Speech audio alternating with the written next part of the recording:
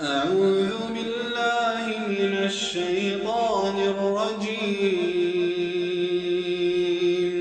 بسم الله الرحمن الرحيم.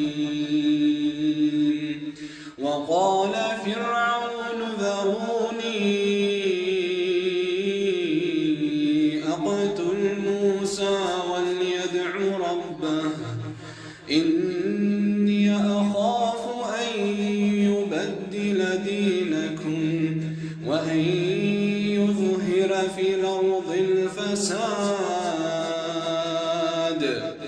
وقال موسى إني عذت بربي وربكم من كل متكبر لا يؤمن بيوم الحساب. وقال رجل مؤمن من آل فرعون يكتم إيمانه أتقتلون رجلا أن يقول ربي الله وقد جاءكم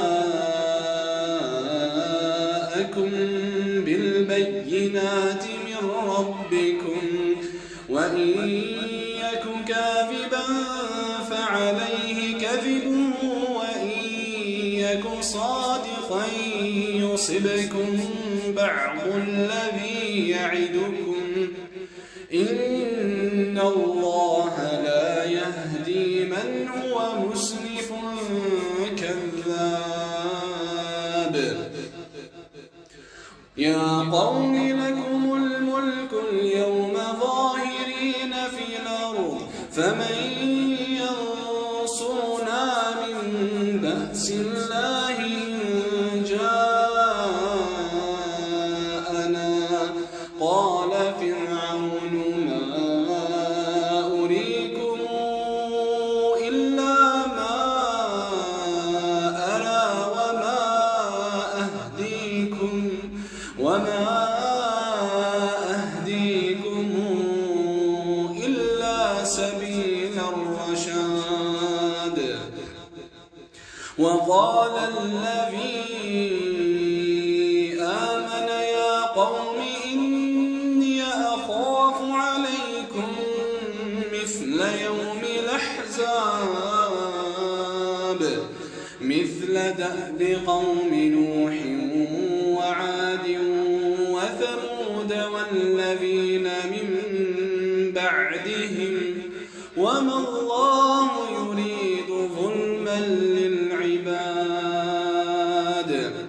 ويا قوم إني أخاف عليكم يوم التناد يوم تولون مدبرين ما لكم من الله من عاصم ومن يضلل الله فما له من هاد.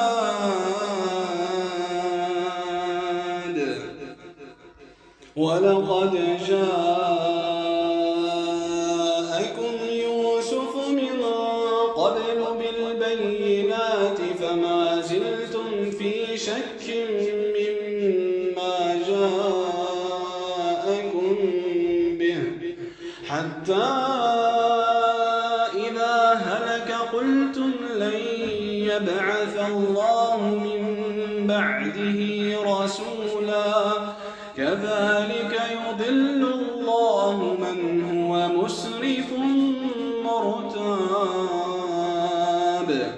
الذين يجادلون في آيات الله بغير سلطان أتاهم كبر مقتا عند الله وعند الذين آمنوا كذلك يطبع الله على كل قلب متكبر جبار. وقال فرعون يا هامان ابن لي صرحا لعلي أبلغ الأسباب أسباب السماوات فأطلع إلى إله موسى وإني لأظنه كاذبا. وكذلك زين لفرعون سوء عمله وصد عن السبيل وما كيد فرعون إلا في تباب. وقال الذي آمن يا قوم اتبعون أهدكم سبيل الرشاد. يا قوم إنما هذه الحياة الدنيا متاع وإن الآخرة هي دار القرار. من عمل سيئة فلا يجزى